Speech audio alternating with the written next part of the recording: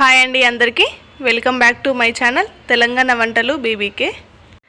ఈరోజు వీడియోలో వంకాయలతో ఒకే విధంగా కాకుండా ఇలా వెరైటీగా కర్రీ చేసుకొని తినండి, చాలా బాగుంటుంది. ఈరోజు చేసుకోబోయే రెసిపీ వంకాయ ఎగ్. ఈ కాంబినేషన్లో చాలా బాగుంటుందండి కర్రీ. ఒక్కసారి ప్రిపేర్ చేసుకొని తినండి. ముందుగా ఈ ఛానల్ కనుక సబ్స్క్రైబ్ చేయకుంటే సబ్స్క్రైబ్ చేసుకోండి. వీడియో నచ్చితే ఒక కామెంట్ చేయండి లైక్ చేసి. ఇప్పుడు లేతగా ఉండే వంకాయలను ఒక పావు కిలో తీసుకోండి. వాటిని ఒక బౌల్లో కొన్ని వాటర్ వేసుకొని అందులో ఉప్పు వేసుకొని ఇలా సన్నగా కట్ చేసి ఈ వాటర్లో వేసుకోండి. ఒక 15 మినిట్స్ ఇలానే ఉంచుకోండి. ఇప్పుడు గ్యాస్ మీద ఒక బాండీ పెట్టుకోండి. అందులో ఆయిల్ వేసుకోండి. ఆయిల్ హీట్ అయిన తర్వాత ఒక స్పూను ఆవాలు, ఒక స్పూను జీలకర్ర వేసుకోండి. కరివేపాకు వేసుకోండి. ఇవి కొంచెం ఫ్రై అయిన తర్వాత చిన్నగా కట్ చేసి పెట్టుకున్న పచ్చిమిర్చి ముక్కల్ని వేసుకోండి. ఇందులో ఎండుకారం వాడట్లేదండి, నేను అందుకే పచ్చిమిర్చి ఎక్కువ వేసుకున్నాను. ఇవి కొంచెం ఫ్రై చేసుకోండి. ఇలా ఫ్రై అయిన తర్వాత చిన్నగా కట్ చేసి పెట్టుకున్న ఉల్లిపాయ ముక్కల్ని వేసుకోండి. ఈ ఉల్లిపాయలు తొందరగా గోలాలంటే కొంచెం సాల్ట్ వేసుకోండి. సాల్ట్ వేసుకోవడం వల్ల ఈ ఉల్లిపాయలు తొందరగా గోలుతాయి. ఇప్పుడు ఇవి ఫ్రై అయిన తర్వాత ఇందులో ఒక స్పూను అల్లం వెల్లుల్లి పేస్ట్ వేసుకోండి.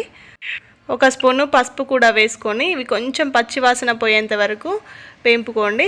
ఇలా పచ్చివాసన పోయిన తర్వాత 2 కోడిగుడ్లను తీసుకొని ఇలా పగలగొట్టుకొని వేసుకోండి.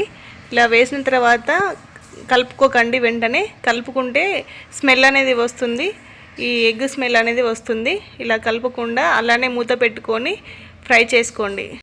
ఇప్పుడు ఒక 2-3 నిమిషాలు ఇలానే ఉంచుకొని మూత తీసుకోండి. ఇలా మూత తీసిన తర్వాత ఎగ్ అనేది ఇట్లా బాయిల్ అవుతుందండి. దాన్ని ఇంకో సైడ్ టర్న్ చేసుకొని కొంచెం ఇలా పచ్చివాసన పోయేంత వరకు అయితే ఫ్రై చేసుకోండి. ఇలా ఫ్రై అయిన తర్వాత ముందుగా కట్ చేసి పెట్టుకున్న వంకాయ ముక్కల్ని వాటర్లో వేసుకున్నాం కదా, ఆ వాటర్ తీసేసి వంకాయ ముక్కల్ని వేసుకోండి.